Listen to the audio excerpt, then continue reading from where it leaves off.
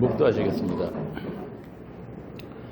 사람이 흑암과 사망의 그늘에 앉으며 공고와 쇠사슬에 매임은 하나님의 말씀을 거역하며 지존자의 뜻을 멸시함이라. 그러므로 그가 고통을 주어 그들의 마음을 겸손하게 하셨으니 그들이 엎드려져도 돕는 자가 없었도다. 이에 그들이 그 환난 중에 여호와께 부르짖음에 그들의 고통에서 구원하시되 흑암과 사망의 그늘에서 인도하여 내시고 그들이 얽어맨 줄을 끊으셨도다. 여호와의 인자하심과 인생에게 행하신 기적으로 말미암아 그를 찬송할지로다. 그가 논문을 깨뜨리시며 쇠빗장을 꺾으셨음이로다. 미련한 자들은 그들의 죄악의 길을 따르고 그들의 악을 범하기 때문에 고난을 받아 그들은 그들의 모든 식물을 싫어하게 되어 사망의 문에 이르렀도다. 이에 그들이 그들의 고통 때문에 여호와께 부르짖음에 그가 그들의 고통에서 그들을 구원하시되 그가 그의 말씀을 보내어 그들을 고치시고 위험한 지경에서 건지시는도다. 여호와의 인자하심과 인생에게 행하신 기적으로 말미암아 그를 찬송할지로다. 감사제를 드리며 노래하여 그가 행하신 일을 선포할지로다. 아멘. 하나님께서 말씀을 보내시고 그 말씀으로 저희들을 고치시며 위험한 지경에서 건지시는 줄 압니다. 우리 여호와의 인자하심과 인생에게 행하신 그 모든 일들을 저희들로 알게 하여 주옵소서. 우리 주 예수님 이름으로 기도합니다. 아멘. 사도신경에 대한 질문이 있어서 오늘은 사도신경 특강을 준비했습니다. 강론 전에 오랜만에 사도신경 한번 할까요? 오랫동안 안 해가지고 다 잊어버린 거 아닌지 모르겠는데 이게 사도신경을 예배시 하다 보니까 하나의 종교의식으로 여기는 것 같아서 요즘은 하지 않고 있습니다. 사도신경 하겠습니다. 전능하사 천지를 만드신 하나님 아버지를 내가 믿사오며 그 외아들 우리 주 예수 그리스도를 믿사오니 이는 성령으로 잉태하사 동정녀 마리아에게서 나시고 본디오 빌라도에게 고난을 받으사 십자가에 못 박혀 죽으시고 장사한 지 사흘 만에 죽은 자 가운데서 다시 살아나시며 하늘에 오르사 전능하신 하나님 우편에 앉아 계시다가 저리로서 산 자와 죽은 자를 심판하러 오시리라. 성령을 믿사오며 거룩한 공예와 성도가 서로 교통하는 것과 죄를 사하여 주시는 것과 몸이 다시 사는 것과 영원히 사는 것을 믿사옵나이다. 아멘. 대부분의 교회 예배는 이 사도신경이 예배 순서로 들어가 있습니다. 우리도 전에는 이 신앙고백을 한 적이 있는데요. 이거 개혁 교회들은 대부분 예배 시에 이 사도신경을 하고 있습니다. 자, 그러면은 이 사도신경은 무엇인가? 이 사도신경이 무엇인지를 제대로 알고 사도신경을 하는 게 중요하죠. 사도신경은 사도들의 가르침을 교회가 요약해서 그렇게 정리하고 요약한 것으로 아직까지 계속되어서 전해지고 있습니다. 그래서 신경이라는 말은 사도의 신경이란 말은 사도들이 믿었던 바, 사도들이 믿었던 그 내용들을 신경이라고 하는 거예요. 그래서 이 사도신경이라고 해서 사도들이 이걸 만든 건 아니고요. 오랜 시간에 걸쳐서 교회가 사도들이 가르침을 정리해 놓은 것이다, 이렇게 보면 되겠습니다. 이 사도신경이 사실은 굉장히 중요한 건데요. 왜 중요하냐면은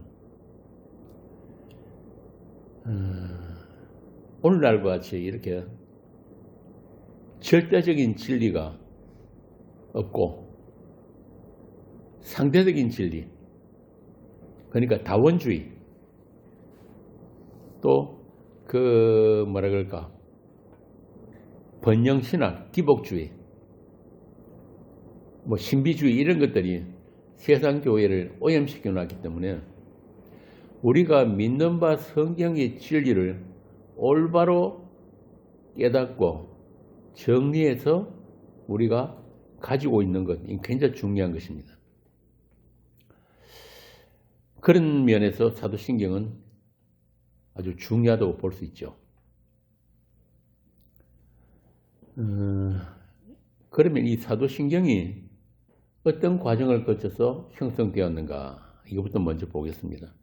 이 사도신경이 처음에 나타난 것은 주후 2세기경에 기록에 이게 처음 나타납니다. 그 후에 다시 그 4세기, 그러니까 속사도 시대에도 이 사도신경이 교회에서 신앙 고백으로 사용되어진 것들이 기록으로 나옵니다. 기록으로 나오고, 그 후에 올라갔던 사도신경이 확정된 것은 6세기 말, 그러니까 지금 그러니까 남부 프랑스죠. 프랑스에서 이러한 사도신경이 확정이 된 것입니다. 그 후에 로마가 기독교를 국교로 공인하면서부터 로마 교회에서도 정식으로 정착이 되었습니다. 그러니까 초대 교회 때부터 이게 뼈대가 만들어지고, 또 그 후에 교회 안에서 여러 형태로 고백이 되어지면서 오늘날까지 이어져온, 말하자면 기독교의 핵심 교리라고 하면 되겠습니다. 교회가 이렇게 사도신경이라는 신앙 고백을 예배 규범으로 이렇게 사용을 하고 신앙 고백으로 암송을 하고 고백을 하는 데는 그 이유가 있어요. 그게 뭐냐면은, 첫째는 교회 공동체의 일원으로 받아들이는 하나의 기준이란 말이에요. 그러니까 요즘같이 아무나 교회 오면 다 받아주는 게 아니에요. 아무나 교회에서 저 세례 주세요 하면 세례 주는 게 아니란 말이에요. 그러니까 이 사람이 과연 우리 공동체의 일원으로 받아줄 만한 사람인가, 또 세례를 받을 만한 사람인가 하는 그런 기준으로 이 신앙 고백이 필요했단 말이에요. 그래서 하나의 예를 들자면은, 전능하사 천지를 만드신 하느님 아버지를 내가 믿사오며 하잖아요. 그러면은 진화론을 믿는 사람들은 이 신앙 고백의 첫 번째 여기서부터 걸리는 거예요. 전능하사 천지를 만드셨다?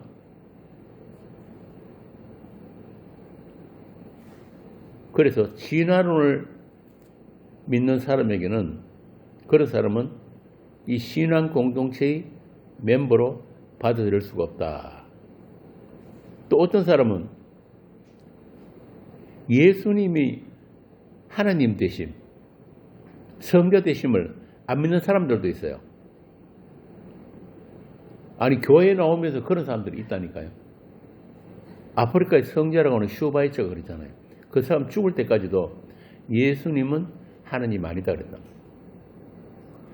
이런 사람은 그 외아들 예수 그리스도를 믿사오며 여기 걸려버리는 거예요. 그리고 예수님이 부활하시고 승천하시고 다시 온다는 약속을 믿지 않는 사람도 또 여기 걸린단 말이에요. 그래서 그런 자들에게는 교회가 세례를 베풀어서는 안 되는 거예요. 하나의 교회의 공동체의 멤버로서 받아줄 수가 없다는 거예요. 또 둘째는 뭐냐면은, 이 사도신경은 가정에서 자녀들을 교육시키는 데 꼭 필요한 것입니다. 그러니까 기독교의 가장 기본적이고 핵심적인 교리를 모아놓은 것이 이 신앙고백 사도신경인 것입니다. 그리고 세 번째는 교회의 침투에 들어오는 각종 이단들, 그 이단들을 물리치기 위해서 이 사도신경이 하나의 표준이 되었단 말이에요. 표준. 그러니까 초대교회 때는 물론이고 2000년 교회의 역사 속에서 온갖 이단, 온갖 거짓 선생들이 없었던 시대가 없어요. 지금도 마찬가지예요. 그러니까 예수님이 하나님 되심을 신성을 부정했던 그런 이단들, 또 하나님이 주권을 인정하지 않는 그런 이단들, 뭐 그 외에도 많잖아요. 영지주의도 있고 뭐 신비주의, 기복주의, 그런 이단들은 계속해서 하나님의 교회를 공격해 왔단 말이에요. 특히 오늘날과 같이 이거 기독교라고 할 수도 없는 그런 무당 종교가 되어버린 오늘날은 그런 세상 교회들도 예배할 때는 전부 다 신앙 고백 다 합니다. 사도신경 한단 말이에요. 그러니까 과연 이 사도신경의 내용이 뭔지는 관심이 없어요. 하나의 종교의식이 되어버린 거예요. 그래서 교회는 에베소서에 나오듯이 한 믿음, 한 신앙 고백 안에 있을 때만 교회예요. 다른 종류의 그런 믿음이 있을 수가 없단 말입니다. 에베소서 4장에 나오잖아요. 여러분이 부르심을 받았을 때 그 부르심과 같이 몸이 하나고 성령이 하나고 주도 하나요, 믿음도 하나요, 세례도 하나요. 하나님도 한 분이시다. 그분은 만유의 아버지시고 만유 위에 계시고 만유를 통하여 일하시고 만유 안에 계신다. 이렇게 교회는, 신앙 공동체는 한 하나님을 믿는 한 믿음과 하나의 고백 속에서 하나의 목표를 향해서 가야 하는 그런 공동체란 말이에요. 그럼에도 불구하고 오늘날 교회가 믿는 믿음은 다 각자 달라요. 이 교회라는 데가 무슨 문화생활을 하는 곳인지 아니면은 무당한테 빌려온 것인지 알 수가 없을 정도로 오늘날 이 기독교가 아닌 그런 구판을 벌리고 있다. 그래서 세상교회 사람들에게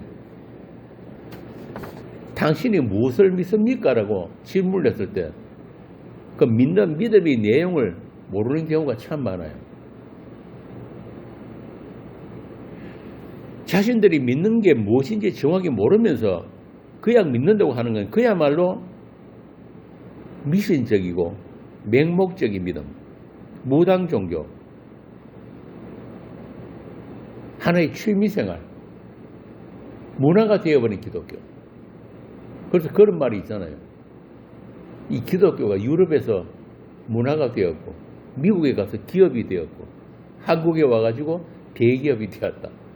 이런 말까지 있을 정도입니다. 그런데 믿음에는 반드시 내용이 있어야 하는 거예요. 내용. 내가 무엇을 믿고 있는지 알고 믿어야 한단 말이에요.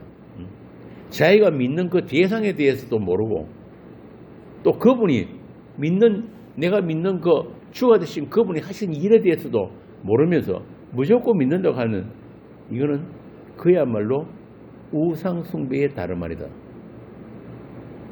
기독교 신앙은 그냥 나는 믿습니다 해가지고 결단으로 되어지는 게 아니란 말이에요. 신앙은 반드시 마음으로 믿고 입으로 시인하는 것까지가 신앙이에요. 자신이 믿는 바의 그 내용을 반드시 알고 있어야 하고 또 그 신앙의 내용이 그냥 내용으로 있는 게 아니고 불가항력적으로 고백이 되어지고 또 나누어져야 한다.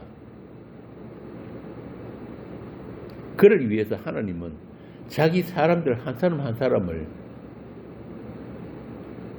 마치 눈동자처럼 지키고 관리하고 계신 것입니다. 그래서 로마서 10장에 보면 이런 말씀이 있어요. 입으로 예수를 주라고 고백하고 하나님께서 그를 죽은 사람들 가운데서 살리신 것을 마음으로 믿는 사람은 구원에 이르게 된다. 이 사도신경 내용 그대로예요. 사람은 마음으로 믿어서 의에 이르고 입으로 고백해서 구원에 이르게 된다. 이렇게 믿음은 머리로만 이해된 그런 지식이 아니라 믿음에 의한 믿음으로 믿음에 이르는 그러한 행함, 믿음의 행함까지를 믿음이라고 하는 거예요. 그러니까 교회에 모이고 모여서 말씀을 나누고 성도의 교제와 찬송까지를 믿음이라고 하는 것입니다. 그래서 앞으로 시간이 되면은 이 사도신경 전체를 강론을 한번 할 생각인데요. 오늘은 이 사도신경 중에서 가장 오해가 많은 부분, 그러니까 장사한 지 사흘 만에 죽은 자 가운데서 다시 살아나시며 음부에 내려가사 이 부분에 대해서 설명을 드리도록 하겠습니다. 지난번에 우리 김순하 권사님하고 김미정 집사님이 질문하신 부분이고 해서 오늘 특별히 이렇게 특강을 준비를 했는데요.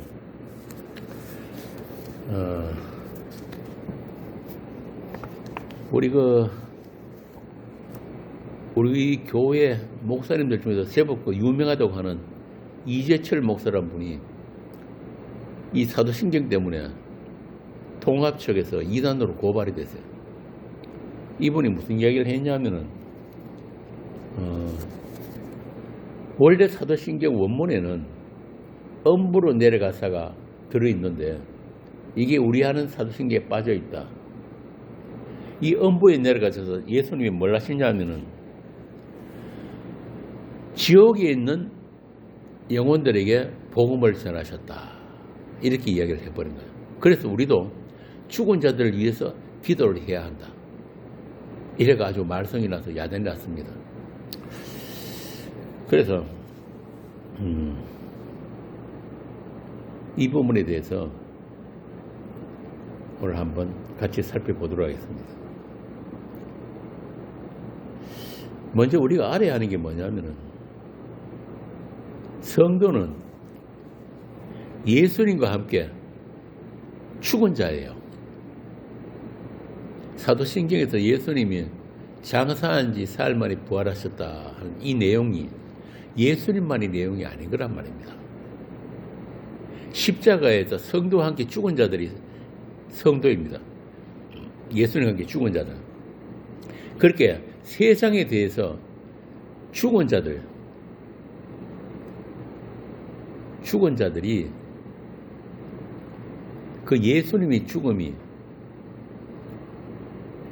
그들에게 나누어진 자들, 그리고 예수님의 부활도 그들에게 나누어진 자들, 그들을 성도라고 하거든요. 그런데 이 세상 사람들은 죄와 허물로 인해서 하나님에 대해서 죽은 자들이에요. 이게 성도와 다르단 말이에요. 성도는 세상에 대해서 죽었고 하나님에 대해서 산 자들입니다. 그래서 하나님의 시각으로 세상을 보면은 죽은 시체들이, 좀비들이 각자 집마다 계획을 세우고 또 힘을 쟁취해서 그렇게 그 힘이 생명인 줄 알고 살아가고 있고, 돈과 권력이 생명이 주는 줄 착각하면서 그렇게 살아가고 있는데, 성도는 그런 죽은 세상 속에서 산 자들을 성도라고 하는 거예요. 그런 죽은 세상들과 구별되어 있는 자들, 세상이 죽었다는 것을 알게 된 자들을 생명이 있는 자라고 합니다. 그래서 예수님의 십자가는 두 가지 기능을 해요. 하나는 뭐냐면은 그런 죽은 자들을 죽은 자로 확정시키는 능력이에요. 그리고 산 자들을 그 죽은 세상으로부터 분리하는 능력이란 말입니다. 그래서 우리를 대신해서 우리의 죄가 되어서 십자가에 못 박혀 죽으신 그 역사적인 사실 속에서 얼마나 큰 하나님의 은혜와 사랑이 그 십자가 안에 들어있는지 그걸 알게 된 사람들을 성도라고 하는 거예요. 그래서 사도신경은 예수님이 죽음 바로 뒤에 예수님의 장사되었고 라는 말을 일부러 붙이고 있단 말이에요. 그냥 십자가에 못 박혀 죽으시고 3일 만에 부활하셨다는 게 아니고 죽으시고 장사되셨다. 이 장사됨이 강조되면서 이 사도신경에 들어있는 이유가 분명히 있단 말입니다. 그래서 하이델베르그 요리문답에 보면은 이런 말이 있어요. 왜 그분은 장사되셨습니까? 그 답이 뭔지 아세요? 그리스도께서 참으로 죽으셨다는 것을 증거하기 위해서, 진짜 죽으셨다는 증거하기 위해서. 장사라는 말 자체가 뭐냐면은 사람이 죽으면은 시체를 염을 하잖아요. 이스라엘 사람들은 그걸 향료를 가지고 닦고 같이 집어넣고 이래가지고 싸가지고 무덤에 넣는 것까지가 장사예요. 그러니까 죽음이라는 그 사실의 확인 작업이에요. 확인 작업. 장사가. 그래서 예수님은 십자가에서 완전히 죽으셨다는 것을 다시 강조하는 게 예수님의 장사 지냄이에요. 그래서 이 사도신경에 이 말씀이 들어있단 말이에요. 본디오 빌라도에게 고난을 받으시고 십자가에 못 박혀 죽으시고 장사한 지 사흘 만에 이 장사가 들어있는 거예요. 기독교 2000년 역사 동안에 이 기독교를 공격한 수많은 이단들이 있었는데 그 중에서 그들이 가장 공격을 많이 한 부분이 뭐냐면은 예수님이 죽으신가 부활이에요. 예수님 진짜 죽은 거 아니야? 잠시 기절했다. 그래서 다시 살아나가지고 마리아하고 결혼해가지고 자식까지 낳고 오래오래 살았다. 다빈치 코드. 심지어는 영국 BBC 방송에서는 이걸 과학적으로 증명하겠다고 다큐멘터리까지 만들었다니까요. 그리고 그런 주장도 있어요. 예수님이 죽으시고 부활하시고 난 뒤에 이 마리아하고 사람들이 예수님 무덤 말고 다른 무덤을 잘못 찾아가 보니까 빈 무덤이더라. 뭐 별별 주장이 다 나왔습니다. 그런데 마태복음 27장에 보면 참 재밌는 게 나와요. 27장 그 57절부터 보면 제가 읽겠습니다. 전부를 쓸 때 아리마대 부자 요셉이라는 사람이 왔으니 그도 예수의 제자라. 빌라도에게 가서 예수의 시체를 달라 하니 이에 빌라도가 내어주라 분부하거늘 요셉이 시체를 가져다가 정한 세마포로 싸서 바위 속에 판 자기 새 무덤에 넣어두고 큰 돌을 굴려서 무덤 문에 놓고 가니 거기에 막달라 마리아와 다른 마리아가 무덤을 향하여 앉았더라. 이 마지막에 막달라 마리아와 다른 마리아가 나오죠. 아리마대 사람 부자 요셉이 무덤을 시체를 가져다가 무덤에 두었는 그 자리에 이 막달라 마리아와 다른 마리아가 그 무덤에 앉았더라. 이걸 일부러 집어넣어 놓은 거예요. 그러니까 이 막달라 마리아하고 다른 마리아가 다른 무덤을 착각할 일이 없다는 사실을 여기다 딱 못 박아 놨단 말이에요. 마태복음에서. 그리고 요한복음에 보면은 이런 말씀이 나옵니다. 요한복음 19장에 유대 사람들은 그날이 유월절 준비일이므로 안식일에 시체들을 십자가에 그냥 두지 않으려고 그 시체의 다리를 꺾어서 치워달라고 빌라도에게 요청했다.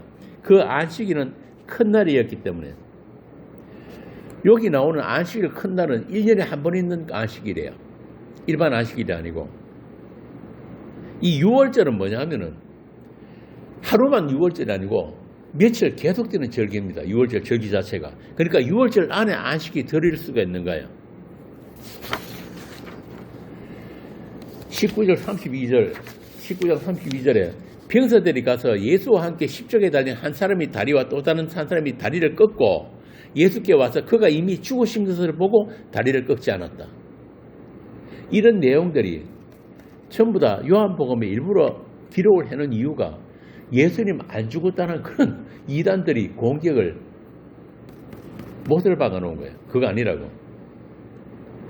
병사들 가운데 하나가 창으로 옆구리를 찌르니 피와 물이 흘러나왔다. 이것은 목격자가 증언한 것이고 그래서 그의 증언은 참되다. 그는 자기의 말이 진실하는 것을 알고 있다.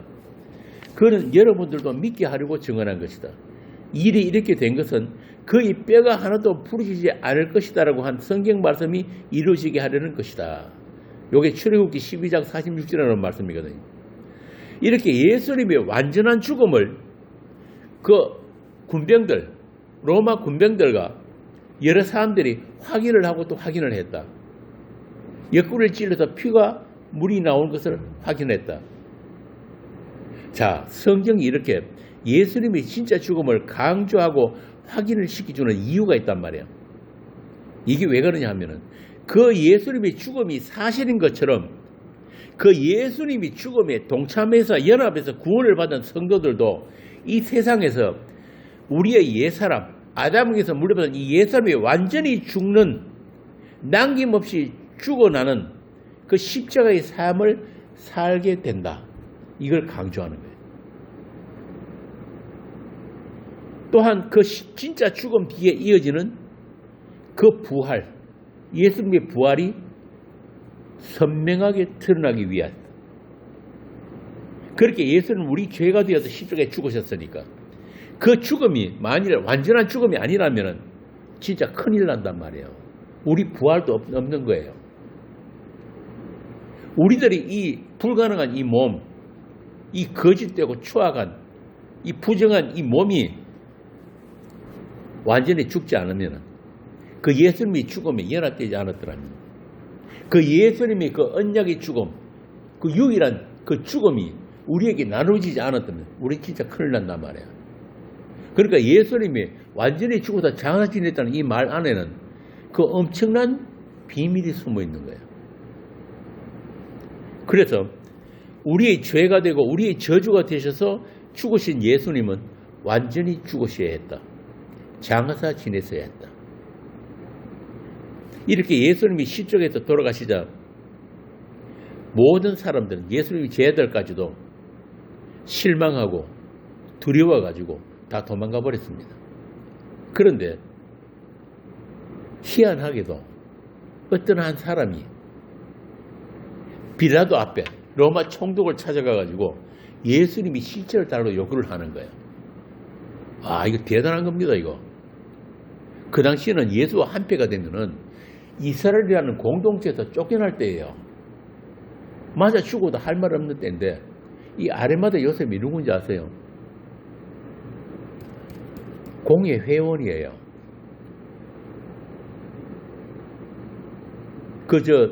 한밤중에 예수님을 찾아온 사람이 있었죠. 누굽니까? 예? 그 니고데모도 공의회 회원이었잖아요. 그런데 희한하게도 예수님이 장사를 이 두 사람이 치렀다니까요. 왜 그런가?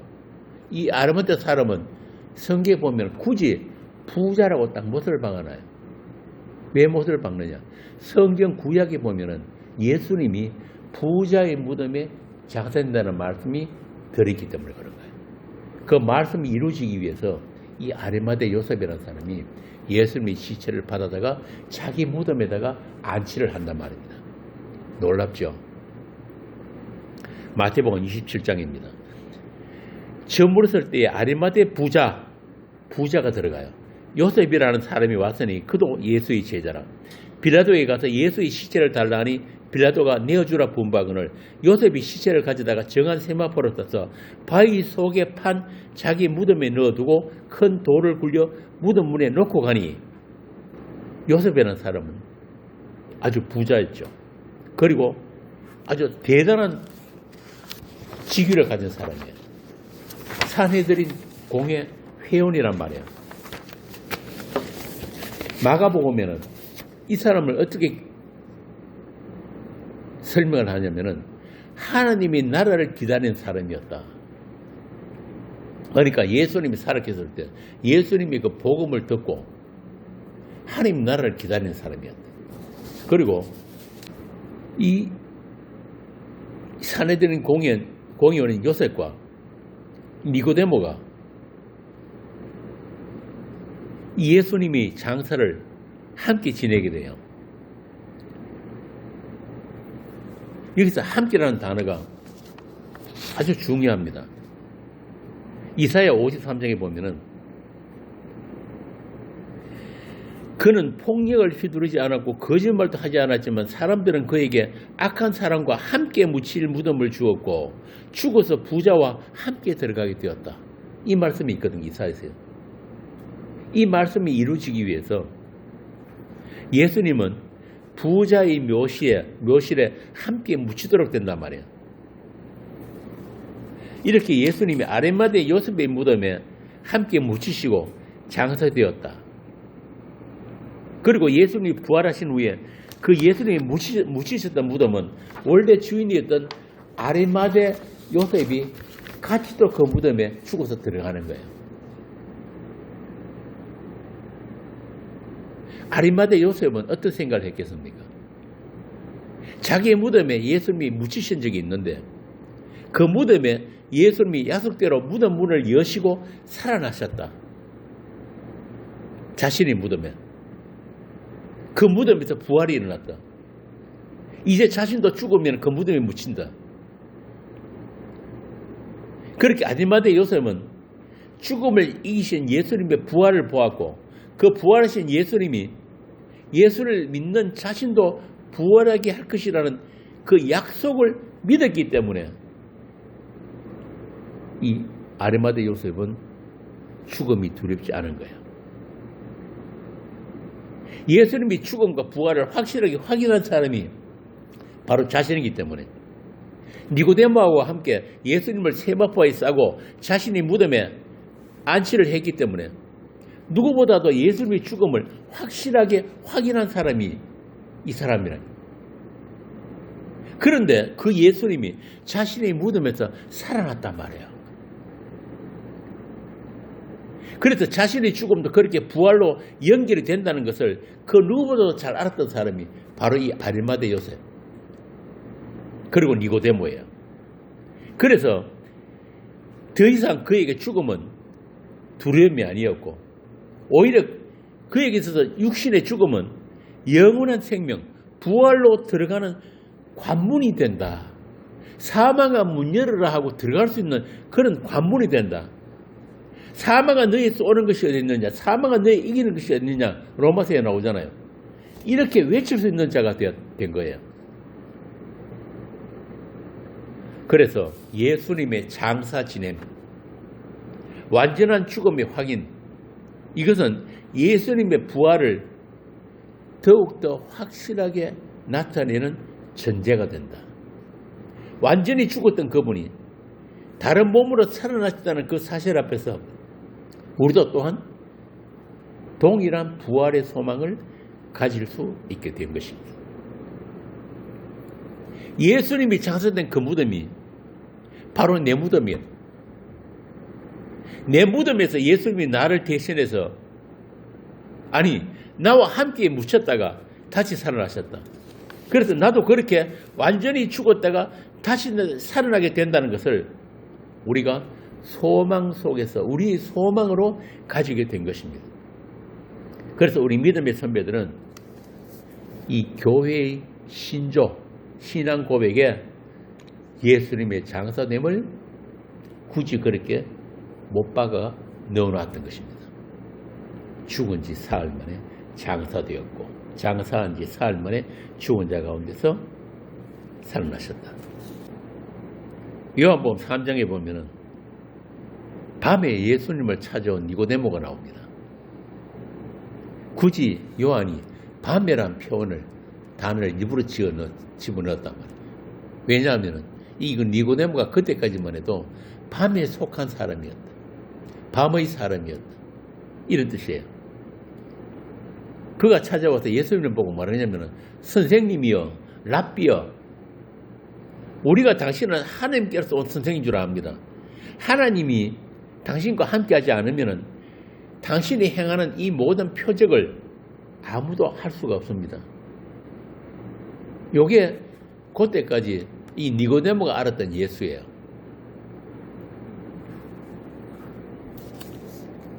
그렇게 밤에 속했던 이 니고데모가 예수님을 찾아와가지고 예수님을 이렇게 칭찬을 했습니다. 근데 예수님이 뭐라고 하냐면은 니고데모를 꾸짖어요. 한마디로 사람이 거듭나지 않으면은 절대로 하나님 나라를 볼 수가 없다. 그러니까 니고데모야, 네가 사내들인 공회원이고 존경받는 선생인데 네가 갖고 있는 그런 명예나 그런 직분, 직책 그런 것 가지고는 나하고 어떤 관계도 가질 수가 없다. 그런 세상적인 조건들 그거 전부 다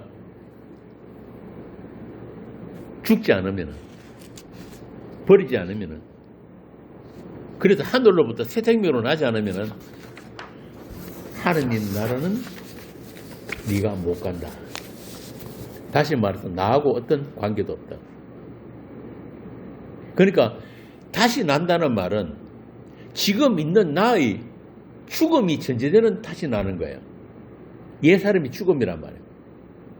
그래서 이 니고데모도 예수님을 장사 지냈다는 말은 그가 몰약과 향유를 갖고 와서 예수님 그 장사를 지냈다 하잖아요. 예수님과 함께 죽었다 이 말이거든요. 유대인들 눈을 피해가지고 밤에 몰래 찾아왔던 그 니고데모가 이 아리마대 요셉과 같이 빌라도를 찾아가서 예수님을 시체를 달라고 하는 자로 변했단 말이에요. 그러고는 모든 사람들이 지켜보는 가운데서 예수님이 장사를 치릅니다. 이 말은 더 이상 세상을 두려워하지 않게 되었다. 죽음을 두려워하지 않게 되었다. 우리가 세상살이가 힘들고 걱정하고 내일을 두려워하는 건 뭐 때문에 그렇습니까? 나라고 하는 존재의 죽음이 그 밑에 깔렸단 말이에요. 밑바닥에. 그런 이 니고데모도 역시 마찬가지였어요. 그래서 밤에 몰래 찾아온 거예요. 예수님을. 그런데 그 니고데모가 어떻게 변했는지 요한복음 19장에 나옵니다. 일찍 예수께 밤에 찾아왔던 니고데모도 참 재밌죠. 옛날에 밤에 예수님을 찾아왔던 니고데모도 몰약과 치명 섞은 것을 100근쯤 가지고 온지라 이에 예수의 시체를 가져다가 유대인의 장례법대로 그 향품과 함께 세마포로 쌌더라. 이제 니고데모는 더 이상 밤의 사람이 아닌 거예요. 예수님의 사람이란 말이에요. 원래 유대인들이 장례법에 보면 몰약하고 침향은 사람이 죽었을 때 냄새를 방지하기 위해서 시체에 함께 싸는 거예요. 그 유대인의 장례법에 따르면 향품을 준비한 사람은 그 향품과 시체를 세마포로 이렇게 쌀 때 그 자신도 죽은 자와 함께 죽고 싶을 만큼 애통을 하는 거예요. 나는 이 죽은 사람과 함께 죽습니다라는 것을 그런 의미예요. 향품을 같이 싼다는 뜻이에요. 이 복음서에 보면은 이와 같은 그림이 하나 나옵니다. 뭡니까? 예수님이 아주 친절했던 사람 하나 있죠. 막달라 마리아. 막달라 마리아가 옥합을 깨가지고 예수님께 붓습니다. 그 붓는 행위가 뭐냐 하면은 예수님이 죽음에 자기 자신을 같이 붓는 거예요. 나는 당신과 함께 죽었습니다. 그래서 막 옆에서 누가 가른주도 합니까? 저 비싼 걸 왜 갖다 묻냐고 막 머쓱하니까 예수님 그랬잖아요. 아니다. 저 마리아는 나의 장례를 준비한 것이다. 나의 죽음에 같이 동참한 것이다. 이 말입니다. 그래서 복음이 전해지는 곳마다 이 여자의 한 일을 함께 전해져야 한다. 이 이야기예요. 이렇게 니고데모가 사람들 앞에서 예수의 죽음에 연합되어 가지고 자신을 함께 죽이고 있는 그런 그림이란 말이에요. 니고데모는 밤에 주님을 만나러 와가지고 예수님이 하신 그 말씀을 듣고 물과 성령으로 거듭난다는 것이 뭔지를 알았던 거예요. 그래서 이 복음서에 딱 두 사람, 아리마대 요셉과 이 니고데모가 예수님이 장례를 치르는 모습이 기록이 된 것입니다. 이렇게 우리도 마찬가지예요. 각자가 십자가에서 완전히 죽은 자가 되어야지 그 부활에도 참여가 되는 것입니다. 그 하느님 나라, 부활의 나라를 소망하면서 우리가 오늘을 살고 있는 것입니다. 그렇게 부활은 완전한 죽음, 완전히 장사 지냄을 전제로 하는 부활입니다. 따라서 우리는 이 세상에서 완전히 죽어서 장사되는 그러한 삶을 지금도 살고 있는 것입니다. 바울이 그러잖아요. 나는 날마다 죽노라. 우리 산자가 예수의 죽음에 넘겨오는 것은 우리 죽은 몸에 예수의 생명도 나타나게 하려 함이라. 바로 이거란 말입니다. 이렇게 우리가 구원을 받았는데 우리는 여전히 우리의 옛사람, 아담에게 물려받은 이 육신을 가지고 살고 있습니다. 그래서 우리는 이 인생 속에서 우리의 옛사람을 날마다 죽여나가고 날마다 벗어버리는 그런 삶을 살게 되어 있는 것입니다. 그렇게 날마다 죽어가다가 결국 마지막 죽음, 그 작은 죽음을 살아가면서 마지막에 오는 그 마지막에 그 죽음에 우리 육신을 완전히 버리게 되는 그때가 완성이에요. 진짜 거룩이 이루어지는 때란 말입니다.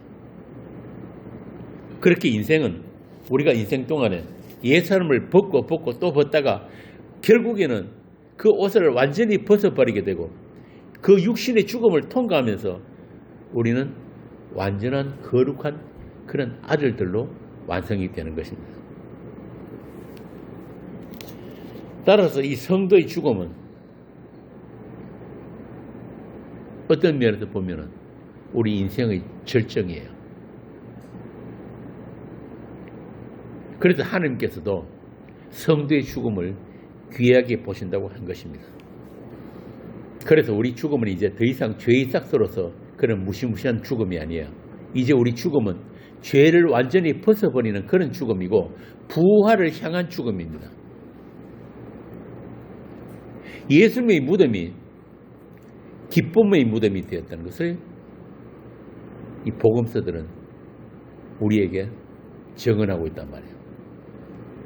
슬픔, 두려움, 어두움, 그런 탄식의 무덤이 예수님의 부활로 인해서 기쁨과 감격과 찬송의 무덤이 되었다. 그런데 그 무덤이 바로 우리의 무덤이었다 이 이야기입니다. 따라서 우리 성도의 죽음은 슬픔과 탄식과 눈물의 죽음이 될 수가 없는 거예요.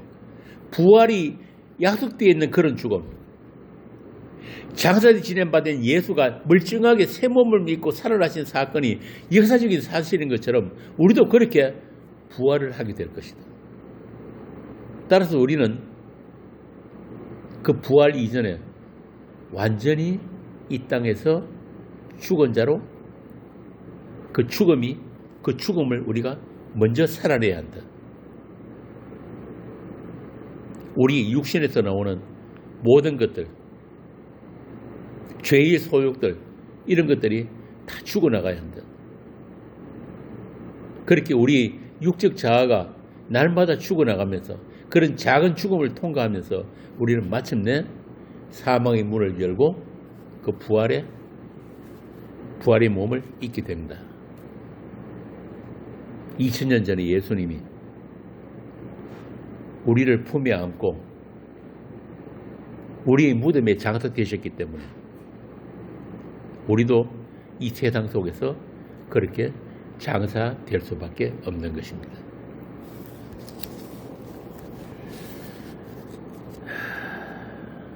그렇게 예수님과 함께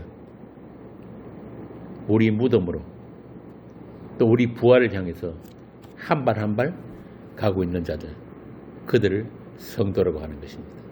주님과 함께 십자가를 지고 하는 성도들. 그래서 우리는 그냥 죽는 정도가 아니고 완전히 장사 지낸 바 되어야 하고, 그걸 위해서 하나님께서 우리를 많은 사건들을 통해서 확인 사살을까지 시키시는 거예요. 확인 사살입니다. 너희 안에 하나님 외에 다른 것들, 이 세상 것들로 채워져 있는 상태를 성경이 부자라고 하거든요. 부자가 하나님 나라에 들어가는 것은 낙타가 바늘구멍 드는 것보다 더 어렵다 그러잖아요. 거기 나오는 부자가 바로 그거예요. 하나님으로만 채워져야 하는 우리가 하나님 외에 다른 것들로 가득 차 있는 상태, 그걸 부자라고 하는 거예요. 그래서 부자의 무덤이란 게 바로 그런 뜻이란 말입니다. 그 부자의 무덤에 우리 대신 장사 되신 분, 그분이 예수님이에요. 자, 이렇게 하나님의 백성인 우리가 하나님 위에 다른 것에 마음을 빼고 있는 상태, 그 상태가 부자이고 죄인데 그 관역을 잘못 잡은 거예요. 그 대상을 이렇게 잘라내는 게 바로, 털어내는 게, 죽여나가는 게 우리 신앙생활인 거예요. 우리의 마음을 오직 하나님께만 집중하는 것, 또 그것을 위해서 하나님은 우리 속에 들어오셔가지고 날마다 우리를 죽여나가시는 것, 그걸 다른 말로 하면 주님과 함께 십자가를 지는 삶이라고 하는 것입니다. 그렇게 우리가 매 순간마다 져야 하는 그 십자가는 우리가 하기 싫은 것, 그런 것들을 억지로 해내는 게 아니고 그런 걸 통해 가지고 날마다 자기를 죽여내는 그런 이야기가 아니에요. 그렇게 날마다 자기를 따듬어내고 자기를 닥달하고 검열하고 그런 이야기가 아니고, 왜 우리가 주님의 십자가만 의지할 수밖에 없는가? 왜 그분이 다 이루신 그것이 우리 생명이 되고 우리 구원이 되는지를 그걸 믿는 것이란 말이에요. 믿는 것. 오늘 제가 아침에 우리 카페에다 글을 올려놨는데 한번 읽어보세요. 우리의 믿음의 내용이 무엇인가? 우리가 무엇을 믿어야 하는 것인가? 우리의 완전함이 무엇인가? 왜 우리는 스스로 우리 자신을 그렇게 완전히 위해서 노력하는 그 모든 것들이 오히려 죄가 되는 거야.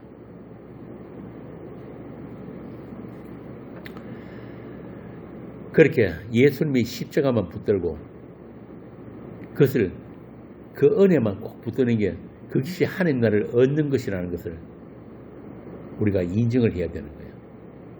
그리고 그 십자가에 내가 나를 숭배하고 내가 나를 사랑하면서 쌓아놓았던 모든 것들, 그런 악한 성향들을 못 박아 죽이는 것, 이게 우리 자기 십자가라는 것입니다.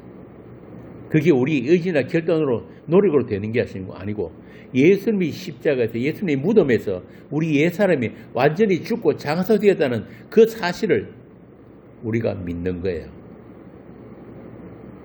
확인당하는 거란 말입니다. 그럴 때 우리는 우리 옛사람을 죽여나가게 된다. 로마서 6장 4절입니다. 그러므로 우리가 그의 죽으심과 합하여 세례를 받음으로, 우리가 교회에서 세례받는 게 뭐냐면은 그냥 물 뿌리는 하나의 종교 의식이 아니고 그분이 죽으심, 예수님이 죽으심, 완전히 장사되심, 그것에 합하여서 연합되어서 세례를 받는 거예요.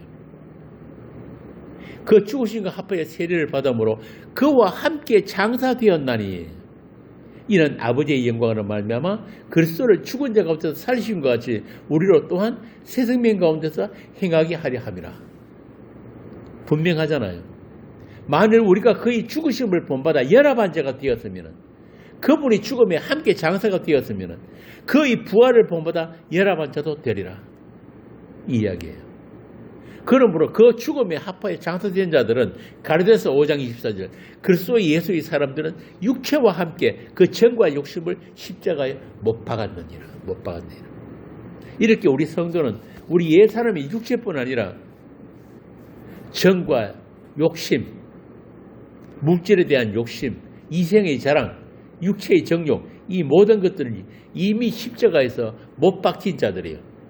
장사 지내고 무덤에 묻혀버린 자들이란 말입니다. 주님과 함께. 그 현실을 이 세상 속에서 경험하며 사는 것을 신앙생활이라고 하는 거예요. 그래서 이 세상에서 하느님 말고 우리 마음에 두고 있는 모든 것들은 그분에 의해서 잘려나가게 됩니다. 반드시 털려나가게 되는 거예요. 그거 안 누굴로 꼭 붙들게 되면 절대 이것만큼은 안 됩니다. 이것만큼은 내가 놓칠 수 없어요. 그럴 때 우리는 하나님이 징계를 받게 되는 거예요. 요한 1서에 나오는 그 말씀이에요. 이 세상이나 세상에 있는 것들을 사랑하지 말라. 누구든지 세상을 사랑하면 아버지의 사랑이 그 속에 있지 아니하니. 이는 세상에 있는 모든 것이 육신의 정욕과 안목의 정욕과 이생의 자랑이니 아버지께로 쫓아온 것이 아니요 세상으로부터 온 것이다. 우리 신앙생활은 하나님의 열심, 하나님의 보살피심, 적극적인 개입, 그 폭력적인 사랑에 의해서 날마다 죽어나가는 거예요. 그럴 때 비로소 우리 마음이 하나님을 향하게 되고 세상에만 꽂혀있던 우리 눈이 하나님을 향해서 들리게 되는 것입니다. 욥이 그랬던 거예요. 욥이 마지막에 뭐라고 합니까? 내가 주께 대해서 귀로만 들었는데 이제는 눈으로 주를 뵙습니다. 욥이 귀로만 들었던 그 하나님, 요즘 이야기로 하면은 설교로만 알았던 그 하나님을 내가 만나게 되는 거예요. 욥의 자아를 형성했던 그 모든 것들, 모든 인간은 마찬가지예요. 욥뿐만 아니고 우리 자아를 형성하는 게 뭐예요? 내 자식, 내 재산, 내 마누라, 내가 가지고 있는 인간관계들, 내 직장, 내 사업, 이런 것들이 우리 자아를 형성하는 것이고. 그런데 욥이 하루아침에 그거 다 잃어버렸어. 다 날아가 버렸단 말이에요. 그러고 나니까 처음에는 욥도 아주 멋진 신앙 고백합니다. 내가 모태에서 적신이 나왔는데, 비손으로 나왔는데 또한 적신이 그리로 돌아갈지라. 주신 자도 여호와시오 취하신 자도 여호와니 여호와의 이름이 찬송을 받을 것입니다. 욥기 1장에 아주 멋진 신앙 고백을 했는데 마누라까지 저주하고 떠나버리고 몸에 병들고 하니까 벅벅 끓고 하니까 무슨 말 나옵니까? 하느님 원망하는 거예요. 자기 태어난 날을 원망했다니까요. 거기다 친구들까지 와가지고 니 봐라, 니가 뭔가 잘못한 게 있으니까 그런 저주를 받는 거 아니냐. 그러니까 욥도 결국은 하나님께 박박 대들었어요. 그러다 나중에 하나님이 어떻게 했습니까? 네가 하늘에 있는 별들이 생길 때, 내가 하늘 별들 지어가지고 하늘에 걸어놓을 때니 어디 있었느냐? 황무지에 비가 내리는 이유를 네가 아느냐? 하나님의 창조주 되심을 이야기할 때 욥이 마침내 입을 닫게 되는 거예요. 입을 가리게 되는 거예요. 하나님은 창조주시고 우리는 그분이 지으신 피조물이라는 걸 알 때 거기 우리 처음 자리거든요. 처음 자리. 하나님이 주시는 생명력, 그리고 하나님 주시는 은혜로만 우리가 존재할 수 있는 그 자리를 알 때 우리는 마침내 입을 가리게 되는 거예요. 고린도전서 4장에 이런 말씀이 나옵니다. 우리 저번에 서울 모임에서 했던 그런 말씀인데요. 우리가 모든 것을 하나님께 받았다는 것, 이걸 아는 게 굉장히 중요하거든요. 고린도전서 4장에 나오는 말씀이 이렇습니다. 누가 너를 구별하느냐? 네게 있는 것 중에 받지 않는 것이 무엇이뇨? 내가 받았은지 어찌하여 받지 않은 것처럼 자랑하느냐? 욥이 모든 소유가 없어진 것은 원래 주인이신 분, 주신 분이 도로 가져가신 것이기 때문에 그 일로 인해서 성질낼 일이 없단 말이에요. 맞잖아요. 근데 욥이 말은 그렇게 해놓고 나중에는 하는 게 막 대듭니다. 아니 내가 뭘 잘못했다고 이런 고난을 주십니까? 이건 욥 안에 들어있던 것들이 하나님 말고 다른 것들로 채워져 있었다는 이야기예요. 그걸 하나님이 주신 게 아니고 자기 걸로 알고 살았다는 뜻이에요. 그런 상태에서는 하나님을 알아도 하나님을 제대로 아는 게 아니었다 이 말입니다. 그래서 하나님을 아는 것은 우리 이 육신의 눈으로 볼 수 있는 게 아니에요. 우리 귀로 들을 수 있는 하나님이 아니란 말이에요. 믿음 안에서만 볼 수 있는 하나님, 믿음 안에서만 만날 수 있는 하나님이에요. 그래서 아까 우리 처음에 사도신경 할 때 말씀드린 것처럼 믿는다는 말은 그래도 이 라틴어인데요. 사도신경에다 신경이 그래도거든요. 믿는다는 말은 뭐냐면은 내 마음을 주었다. 내 심장을 주어버렸다. 이런 뜻이거든요. 그런데 그 믿음이 다른 곳을 향해 있으면은 하나님이 안 보인단 말이에요. 그래서 하나님은 그 욥에게 당신을 보고 가지게 하기 위해서 욥의 마음에 있던 것들을 다 빼앗아 버린 거예요. 그 상태가 되니까 비로소 욥에게 하나님이 보였단 말이에요. 그런데 마지막 욥 끝에 보면 참 재밌는 말이에요. 욥이 전보다 더 많은 자식을 가지고 딸들도 뭐 이쁜 딸들 생기고 재산도 몇 배나 가졌다는, 이게 뭐냐 하면은 실제로 그런 게 중요한 게 아니고 하나님 나라가 얼마나 풍요로운 곳인가. 네가 세상에 있다가 이제는 하나님 나라로 옮겨졌다는 걸, 그걸 그 당시 상황으로 구약의 언어로 표시해 준 게 바로 그런 것들이에요. 그래서 산상수훈에 보면은 이런 말씀이 나옵니다. 마음이 청결한 자는 하나님을 볼 것이요. 마음이 청결한 자. 여기서 청결은 어떤 뜻인지 하면은 원문 그대로 하면은 제자리를 찾았다 이 말입니다. 청결이라는 단어. 그냥 깨끗하다는 말이 아니에요. 쉽게 예를 들면은 우리 머리카락 있는 머리카락 얼마나 이쁩니까죠? 온갖 거 영양제 바르고 미용실 가가지고 막 파마하고 그렇게 꾸미잖아요. 근데 요 머리카락 하나 음식이 딱 떨어지면 어떻게 됩니까? 불결하잖아요. 바로 그런 거예요. 성경이 말하는 청결은 제자리에 가만히 있는 게 청결이라 그런 거예요. 그 제자리에 있을 때만 하나님이 보인다 이 말이에요. 그렇게 우리 속에, 우리 마음 속에 다른 것들이 가득 차 있는 상태, 그 가득 차 있는 것들이 다 치워지고 우리가 원래 있어야 할 자리에 있는 것, 그거에 청결한 거예요. 청결. 그래서 그런 우리 청결을 위해서, 우리 처음 자리를 찾기를 위해서 성도들에게는 작은 죽음들이 경험되어지는 거예요. 주님이 우리를 찾아와서 우리가 있어야 할 자리, 아담아 네가 어디 있느냐.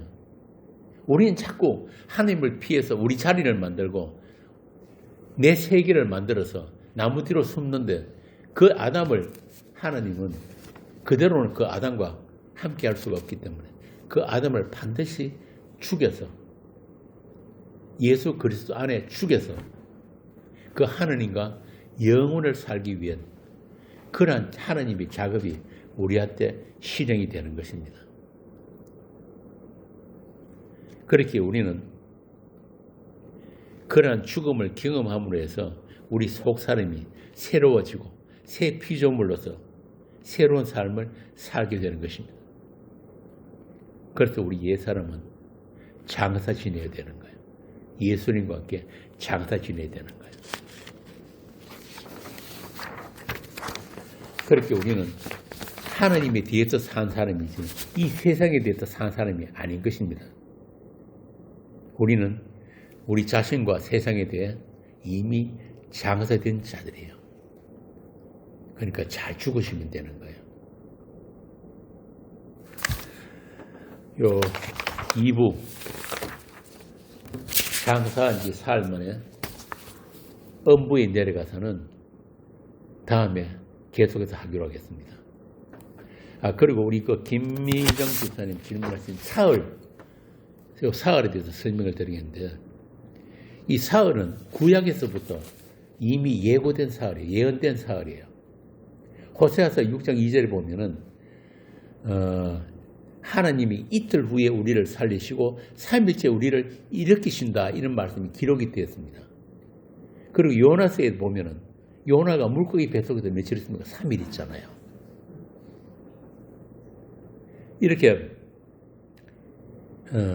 구약에 예언된 이 3일의 죽음, 이에 대해서 요한복음에 보면 예수님이 직접 이야기를 하십니다.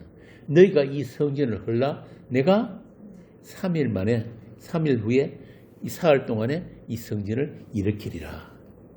이래서 3일이에요. 예수님은 6월절에 어린 양으로 죽어야 하시기 때문에 제자들하고 6월절 만찬을 하시고 십자가에 달려서 죽으십니다. 그리고 그 다음 날이 안식일이에요. 예수님이 십자가에서 뭐라고 하십니까? 테텔라스타이, 내가 다 이루었다. 창세기 1장에 하나님이 창조를 하시고 난 뒤에 그 다음에 다 이루신 후에 안식하시잖아요. 바로 그 이야기야. 그렇게 다 이루시고 그 다음이 안식일, 그리고 안식일 그 다음날 예수님이 부활을 하신단 말이에요. 사망이 예수님을 가둬놓을 수 없기 때문에 하나님은 안식일 다음날 예수님을 부활을 시킨 거예요.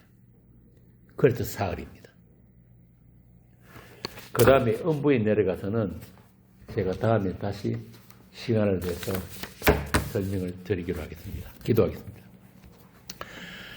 아버지 하나님, 우리 믿음의 선배들이 왜 예배 시에 이 사도신경을 했는지 예수님의 장사를 통해서 다시 한번 우리가 확인을 했습니다. 그와 같이 우리도 예수님이 그 무덤에 함께 장사된 우리들이 예수님이 부활에도 함께 참여되었음을 알고 그 소망으로 남은 날들을 살아가는 그런 성도들이 되게 하여 주옵소서. 우리 주 예수님 이름으로 기도합니다. 아멘.